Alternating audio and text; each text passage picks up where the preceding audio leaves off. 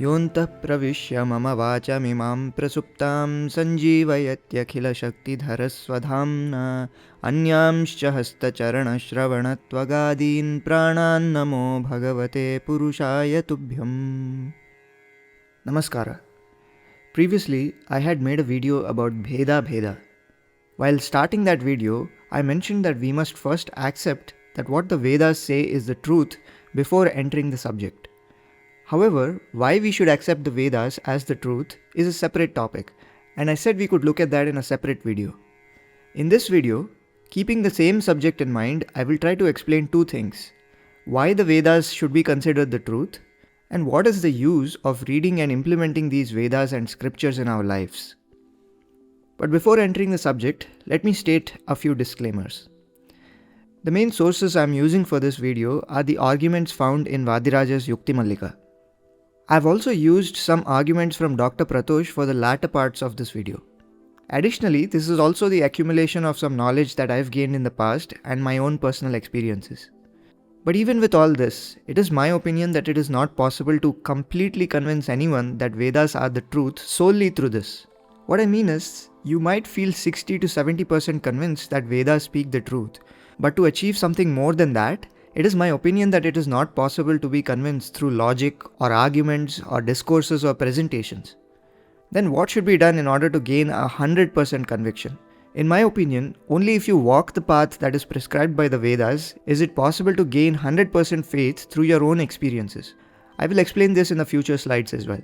Nevertheless, even if it is not possible to create 100% conviction regarding the truth of the Vedas, I feel that it is still possible to convince someone 100% about the utility of the Vedas, that there are some benefits of implementing this in our lives.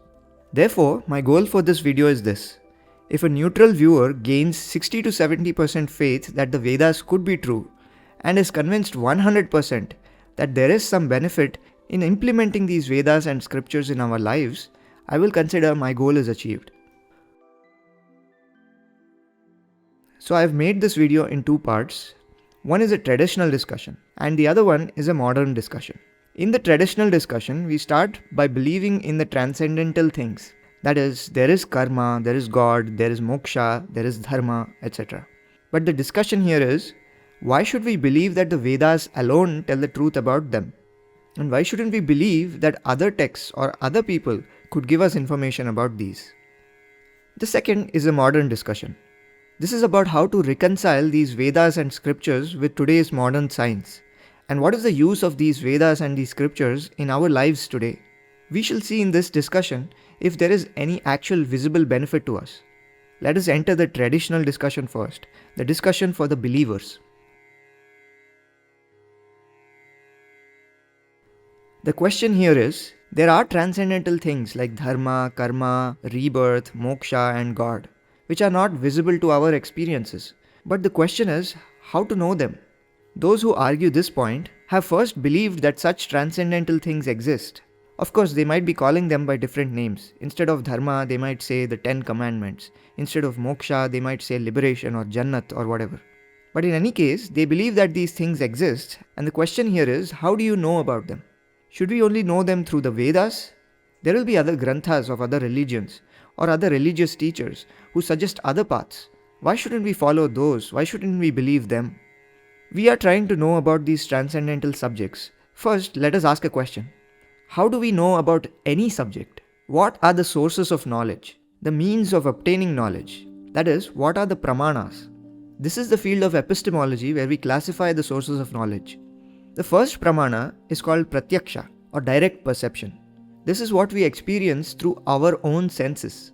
For example, how do we know that fire is hot? Let's say I touched fire and my hand got burnt. So I experienced the heat of the fire. This is called Pratyaksha. I saw it directly. This is the most superior pramana for those things that can be experienced because we have seen it, we have experienced it ourselves. Fine, the second pramana is called Anumana or inference. That is, having seen something before with our own eyes, with our own experiences, we can now infer things that we don't see right now. For example, we might have seen smoke coming from fire. Now, if we see smoke somewhere in a distance, we can infer that there is fire in that place. So this is the second pramana. However, there are some subjects that are not visible to our experiences, that are beyond our experiences. So it is not possible to know them directly at all through Pratyaksha. Since they are things that cannot be experienced through our senses, when that is the case, it is not possible even to make any inference about them. Because to make an inference, one must have experienced something similar to it in the past. Therefore, we cannot infer about them. In such a case, how is it possible to know these things? The third pramana is called Shabda or testimony. This means a trustworthy source. Someone we have faith in tells us about these things and we believe them. This is called Shabda Pramana. We believe the words of a trusted source. For example, when we were little, they told us in the school that there is air all around us. We don't see the air. They told us that in that air there is 75% nitrogen and 20% oxygen. But we can't see it, we can't experience it ourselves. However, we have faith in our parents that they put us in a good school. We have faith in the professors that teach in that school. We have faith in the institutions that run these schools, like NCERT or CBSE or whatever. We have faith in the authors who wrote our textbooks. Since we believed all this, since we believed that these are all trusted sources and that we can trust them, we accepted their words and believed that there is 75% nitrogen and 20% oxygen in the air.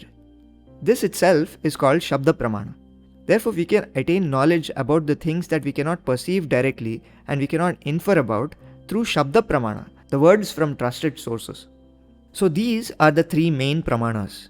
Apart from these three pramanas, there is a fourth tool called Tarka or logic. Now this is a tool, it is not an independent pramana at all. We can use it along with these three pramanas, but we should not use it independently. We'll discuss a little bit more about this in the future slides. But mainly, there are three pramanas, Pratyaksha, Anumana and Shabda. Now, what was our question? How can we know about Dharma, Karma, Bhagavanta and such things that are beyond our experience? Which of these pramanas can we use to know about it? Is it possible for us to know about these through Pratyaksha? Through Pratyaksha, we can only know things that we can experience through our senses. We can see through our eyes or smell through our nose. Knowledge about the fire being hot or that the sun rises in the east can be known by seeing and feeling. But we cannot know about rebirth or karma or Bhagavanta through Pratyaksha. Fine, then can we know about it through Anumana? To know through Anumana or inference, we must have experienced something similar before. If we have seen smoke coming from the fire, then when we see smoke in the future, we can infer that there must be a fire. But no one has seen subjects like Bhagavanta or Moksha. No one alive has experienced them before. Therefore, it is not possible to even make an inference about them. Fine, so Pratyaksha is not possible and Anumana is not possible. The third pramana, if you recall, is Shabda. But before looking at Shabda, let us look at the fourth tool that I mentioned called Tarka or reasoning or logic. Is it possible to know through Tarka? I could say that I reason a lot, my reasoning skills are very high, my IQ level is very high, and I can know all these subjects through logic. Is it possible?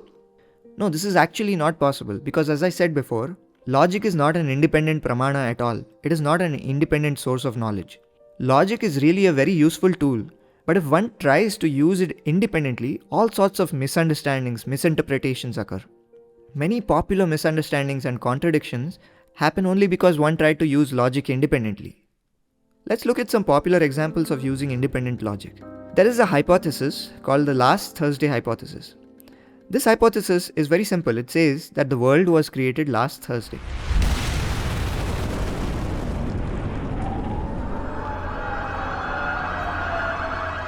Even though it seems so absurd, it is not possible to disprove this hypothesis. Let's say you're arguing against it. What can you say? If the world was created last Thursday, then why do I remember things that happened on Wednesday or Tuesday or Monday? What about the things that happened last year or all through history? Since all those things happened, it is not possible to believe that the world was created last Thursday. This is the argument of the opposition. But the logic of this hypothesis is that those memories of yours were also created on last Thursday. Memories just mean arrangements of particles in your brain. And a God who created this world last Thursday created your memories by arranging those particles in that certain way on Thursday. He also arranged the particles in other people's brain to create similar memories in them too. So God arranged all the particles last Thursday as they appeared last Thursday. This includes everything, the particles in the history books and those radioactive particles used for carbon dating.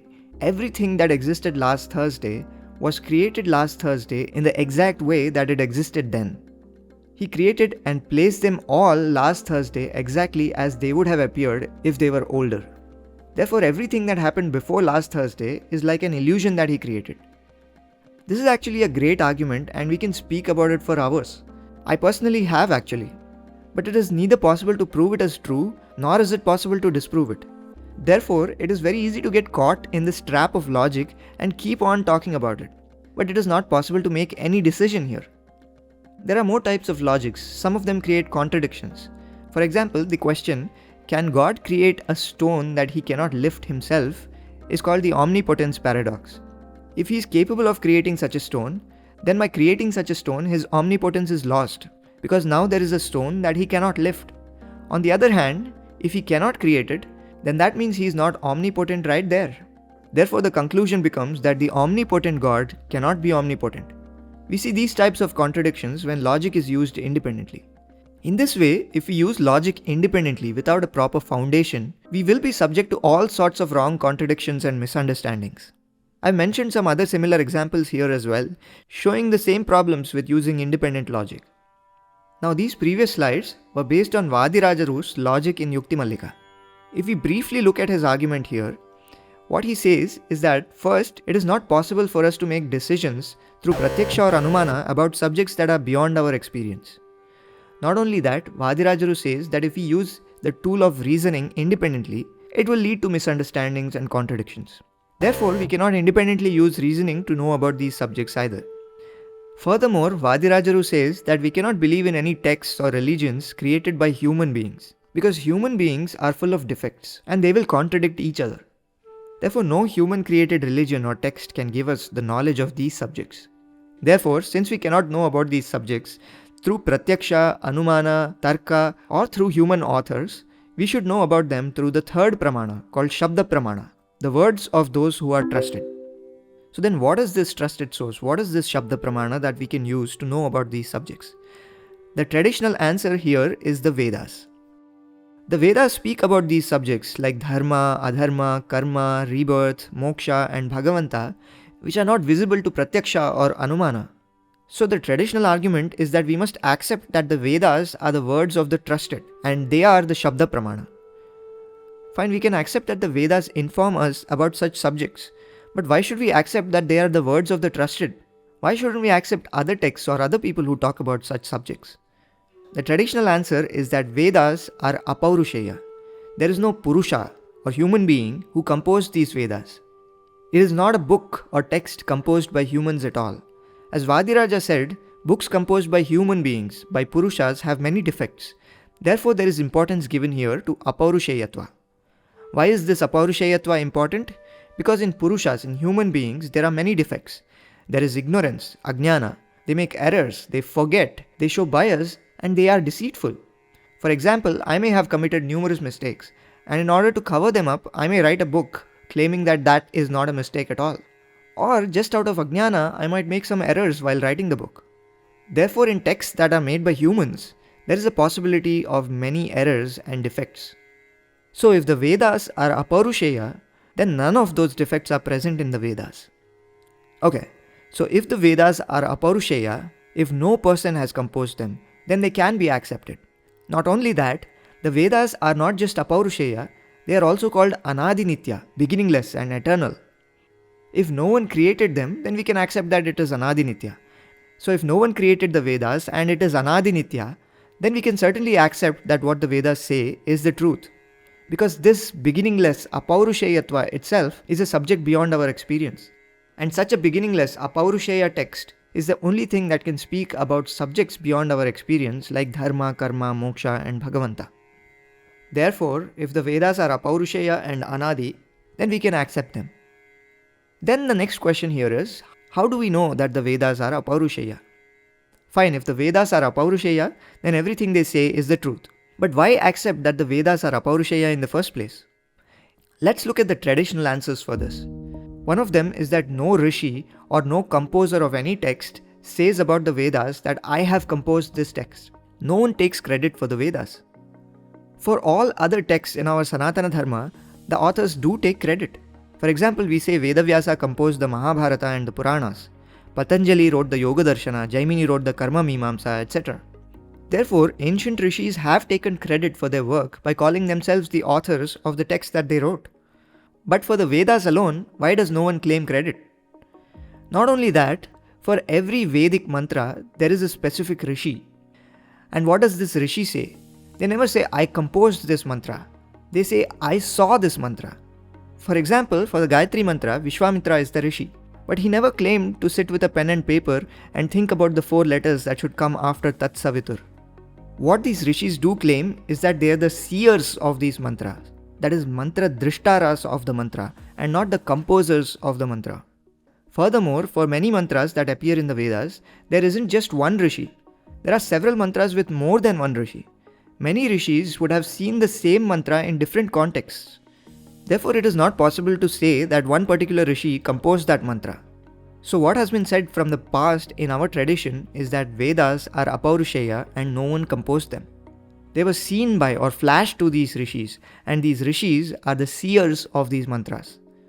So these mantras that have existed since beginningless time just flashed in the minds of these rishis. This is the argument here. Well, couldn't there have been a forgotten author? Let's say there was someone who composed them, but as the knowledge of the Vedas flowed from one tradition to the other for so many years, maybe the name of the author was forgotten. This is another Purva Paksha. Now this can be seen as very improbable, because the majority of the 4 Vedas are available for us to study today. Many of the branches of the Vedas might have been lost, but in the branches that are available is preserved and can be studied even today. This is a case of very well preserved knowledge. For example, 10,000 mantras of the Rigveda Samhita are all available even today.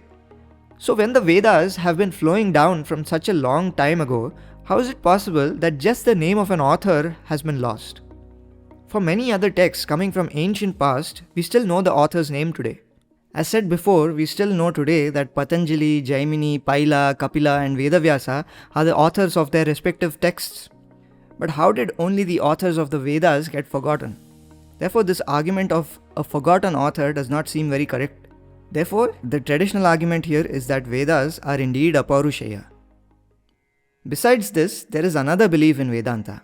What we believe in Vedanta is that Vedas are not just Apaurusheya, but they come from Bhagavanta himself. The Vedas are the words of Bhagavanta.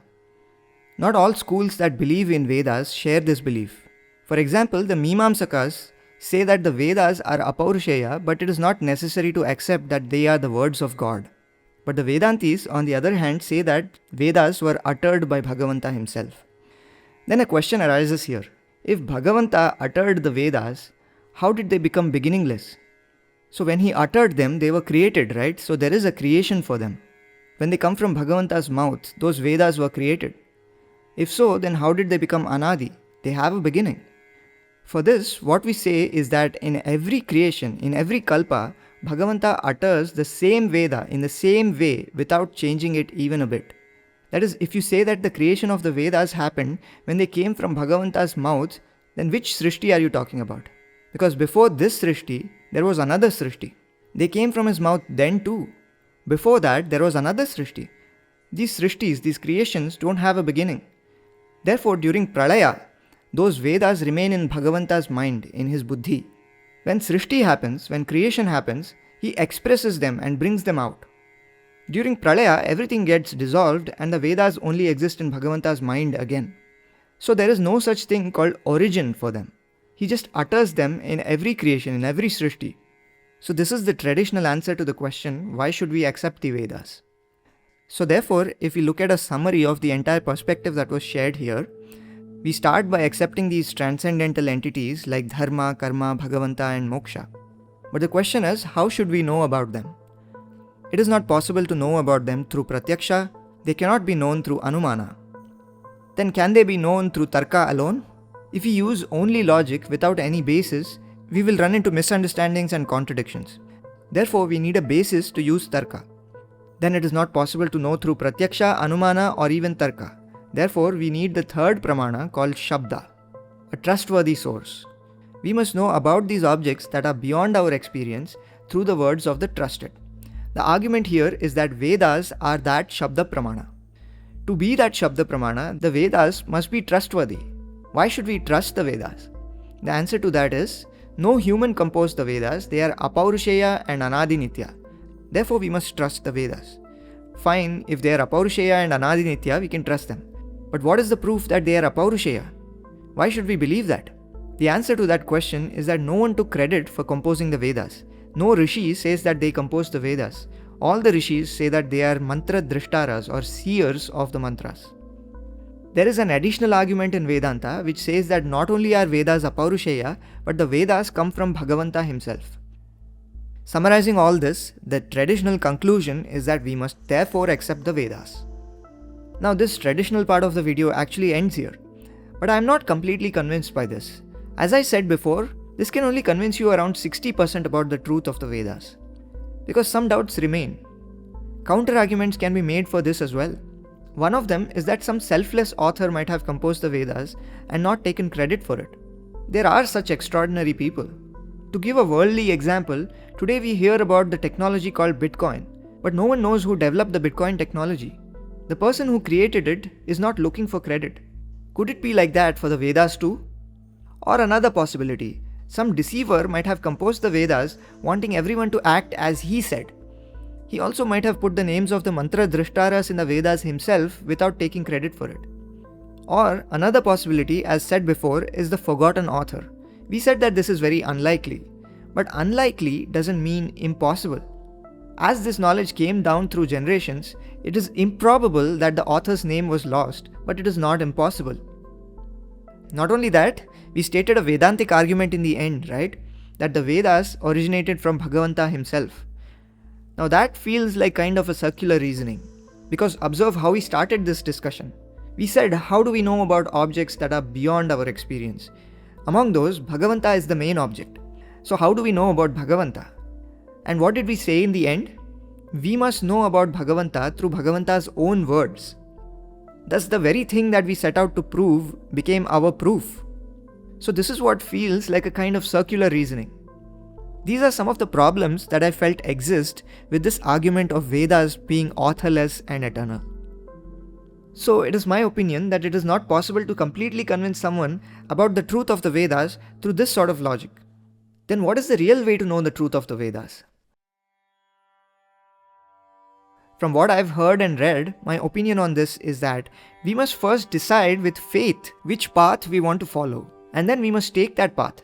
This path could be one of the interpretations of the Vedas or a different path entirely. There's no need to be stubborn that this path alone is the right path, but we must explore it. We must walk the path and experience it. We must first have faith in the possibility that this path could be the right one, and then as we walk the path, we may develop faith that this is actually the right one. Keep in mind that this is not an ordinary effort. Many lives might be required to explore this path. After so many lives, one might actually feel that, oh, this path is wrong. And then they'll have to course correct and explore another path. Again, this might take several more births, several more lives. By doing this again and again, we can eventually find the right path and reach Bhagavanta. To say this in more modern terms, this is actually a backtracking algorithm. But the question is, wouldn't so many lives be wasted? Yes, God himself is making that happen. That's why no one calls this sadhana an easy practice. Walking so many wrong paths and knowing each of them are wrong is also for our own upliftment. Finally, a question arises here. Suppose one walked on some path and after many lives was convinced that the path was wrong. Well then when they are born again, they won't remember that they have already tried that path and it was wrong. In such a case, they'll have to start from the beginning and might walk the same path again and waste another janma, right?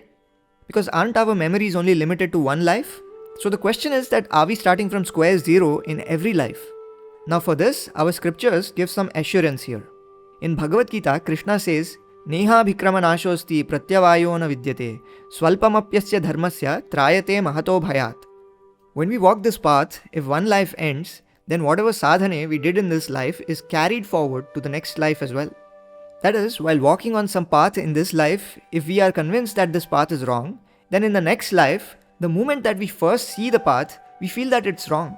We don't need to make any effort to remember this from our previous lives. Bhagavanta himself takes care of this. He will also give us circumstances that are convenient for us to practice new paths in future births. So therefore what we have studied and learnt and the paths that we have explored and decided are wrong in this life remain hidden in our subconscious in the next life. It just flashes, it just pops up in our mind when a related subject comes up. Therefore, there is no need to fear as we move forward in this path that we might just go backwards. Abhikramanasha will not happen. Efforts will not be wasted. Pratyavayo na vidyate, you will not go backwards. Krishna clearly informs this in Gita. Therefore, if one wants to be 100% convinced about the truth of the Vedas and scriptures, then it feels like walking this path prescribed by them and experiencing it is the right way. The first part of this video ends here, that is, the traditional discussion part has ended here. Next, let's continue with the modern criticisms and the modern discussion. For this, I've used a talk given by Dr. Pratyaksha at the Living Veda conference. I've used a list of the modern criticisms against Vedas that he explained in his talk. So the question is, why don't people accept Vedas today? And Dr. Pratyaksha answers that it's primarily due to 3 reasons. For any subject to be accepted scientifically today, these 3 must be satisfied. The first one is falsifiability. Second is reproducibility, and the third one is pragmatism. Falsifiability means that if there is something wrong with it, it should be possible to prove that it is false. Now, for example, if a scientist comes up with a new theory, it is possible to experiment it and show that this is not how it works. What you said is wrong. Therefore, our modern science is falsifiable. But in Vedanta, if someone says that God appears to me, he's right here in front of me. Even if he's lying, there is no one who can disprove it. If someone says God is not there, he could just say, it is not possible for you to see it. It is my experience and I am seeing him. Therefore, no one can disprove this subject. Because Vedas are not falsifiable, they are not considered science by the modern definitions.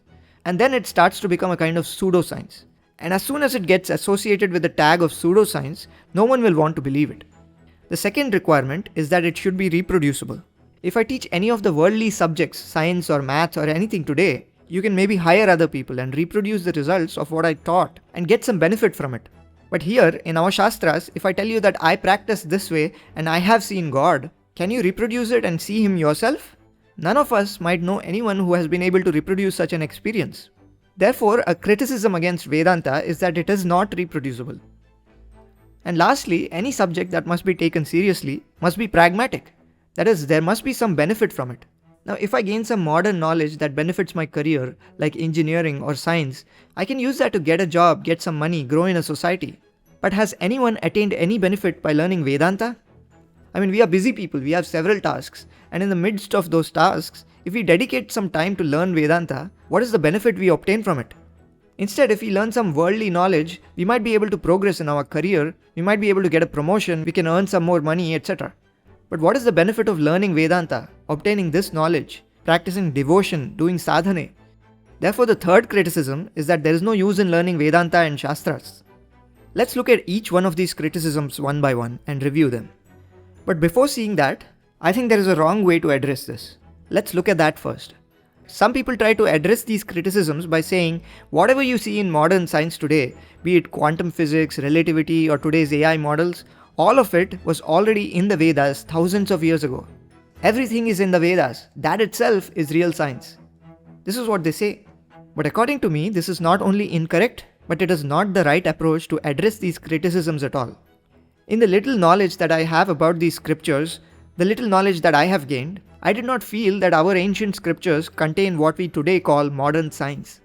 By today's definition, science must be quantifiable. It should specify how to do it, what is exactly the equation for it. All this should be explicit. Just by vaguely saying there were some airplanes in ancient times, Ravana had a Pushpaka Vimana, it doesn't become science. If you quantify it correctly and show how it can be reproduced, then it becomes science by today's understanding. But I didn't see any such science in our Shastras.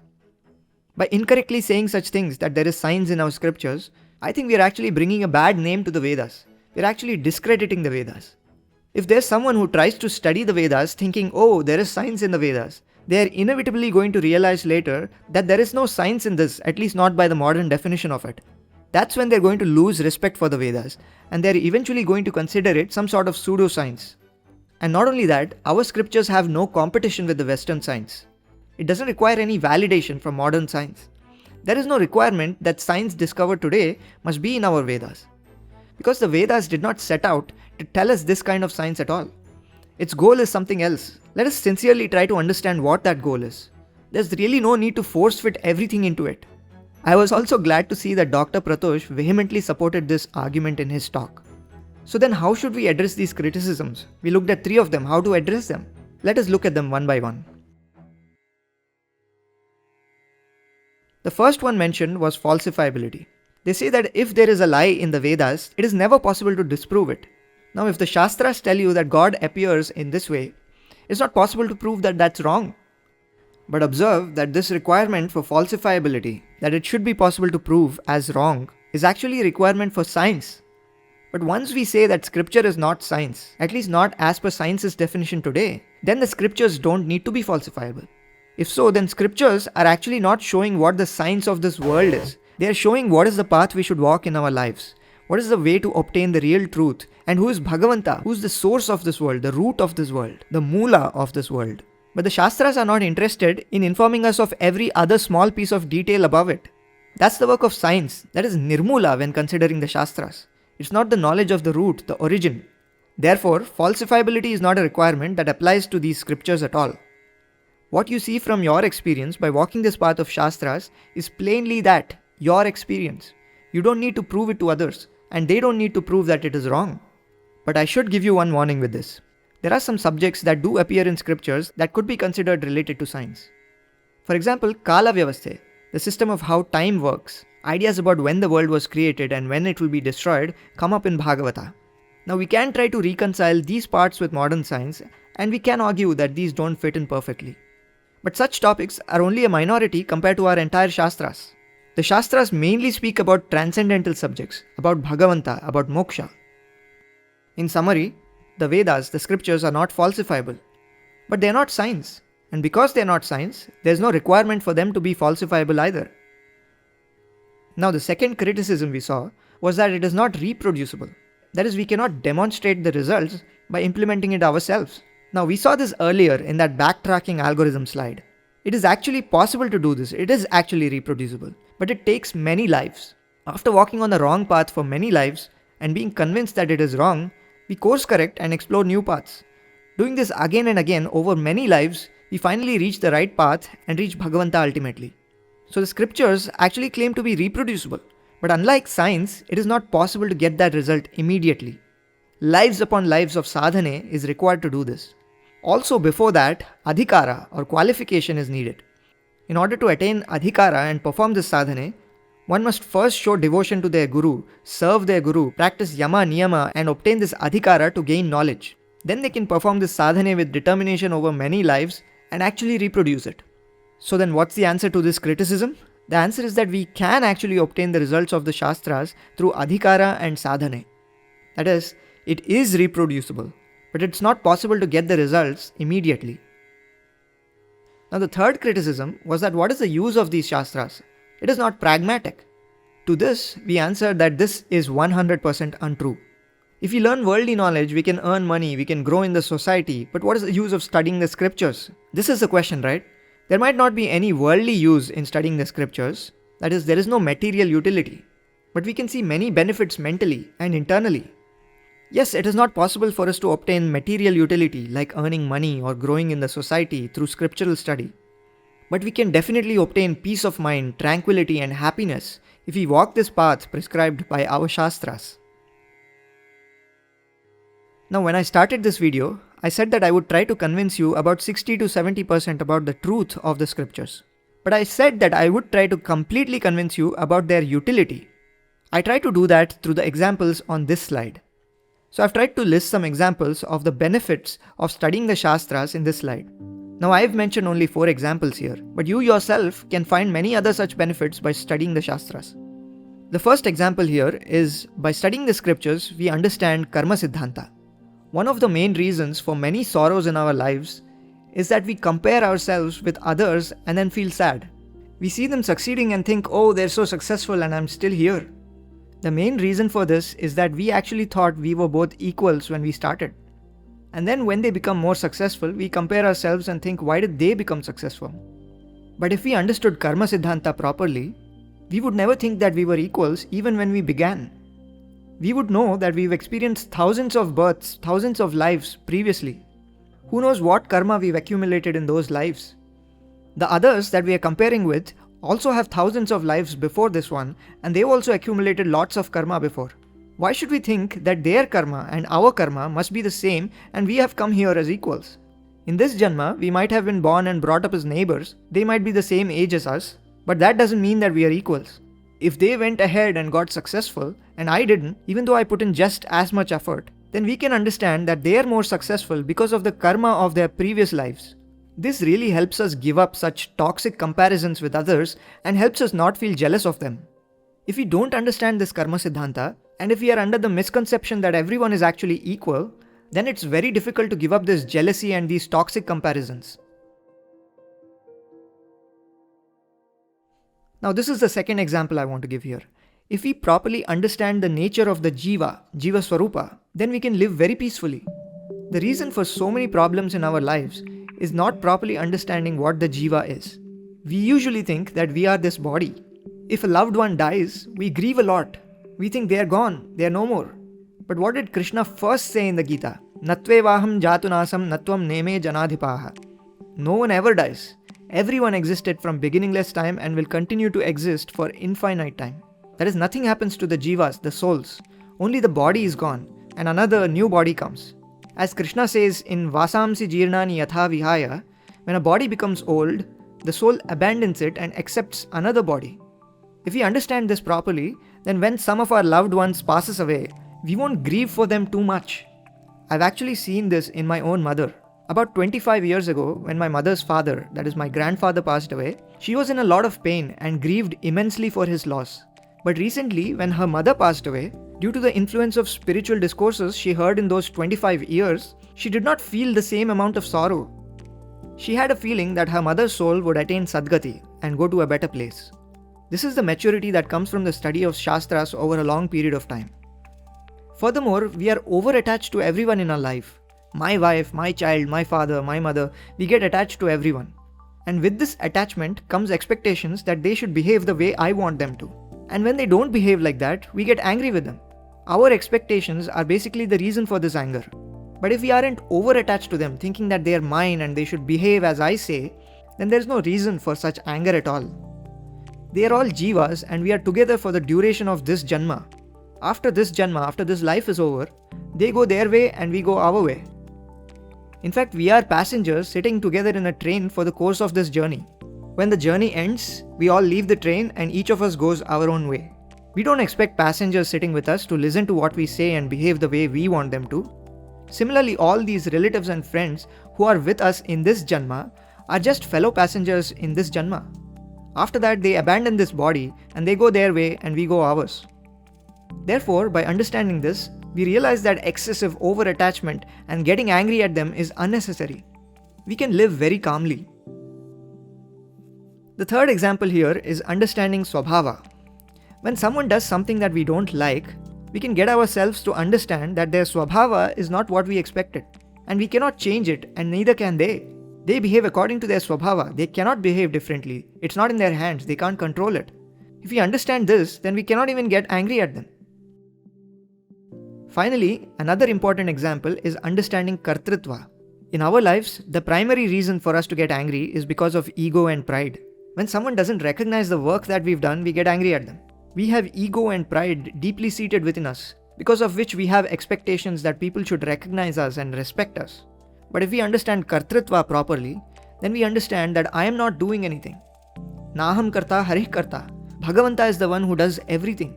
He's the real doer and not me. As Krishna himself said, Nimitta matram bhavasavya sachin. We are all just instruments, tools in his hands. We should understand that he's the one who does everything using us. When that's the case, thoughts like I did the work, I need the respect, everyone should respect me, everyone should know that I did this work, will never arise in us. So these are just 4 examples to show the utility of learning Shastras. But the utility is not limited to just these 4. It's far beyond these. So the gist of this is, if we understand and implement what these Shastras say and walk in that path, we can be mentally very happy. Our life also becomes very easy and very simple. But note that this is easier said than done. For this to become possible, we must contemplate on this daily, reflect on it, and constantly practice implementing it in our daily lives. I'm trying to show here that there is definitely a use in reading, understanding, and implementing these scriptures in our daily lives. I hope that I've convinced you of that. So finally, in the modern discussion, we've seen 3 types of criticisms, and we tried to address each of those here. The first criticism was that the Vedas are non-falsifiable. If there are statements that are false in the Vedas, there is no way to prove them as false. This was the first problem, and how did we resolve it? We said that the Vedas cannot be called as science by today's definition of science. For that reason, there is no requirement at all that what they say must be falsifiable. The second criticism was that it is not possible to reproduce what the Vedas say. It is not possible for us to get the same results by walking the path that they prescribe. This was the second problem. And how did we resolve this? We said that it is in fact possible to get the same results it mentions. But first, one must obtain adhikara and be ready for long-term sadhana. If one perseveres for many lives with determination, it is indeed reproducible and one can get the results that it mentions. The third problem was that the Vedas are not pragmatic. There is no use of studying them. How did we resolve this? We completely disagreed with this and said that there are certainly benefits from studying the Shastras. But of course, they are not material benefits. They are psychological benefits. There is psychological utility in studying the Shastras. If you want to lead your life with tranquility and happiness, you can obtain those benefits by walking the path prescribed by these Shastras. With this, we can conclude the second and final part of this talk. Thank you for watching. Shri Krishnarpanamastu.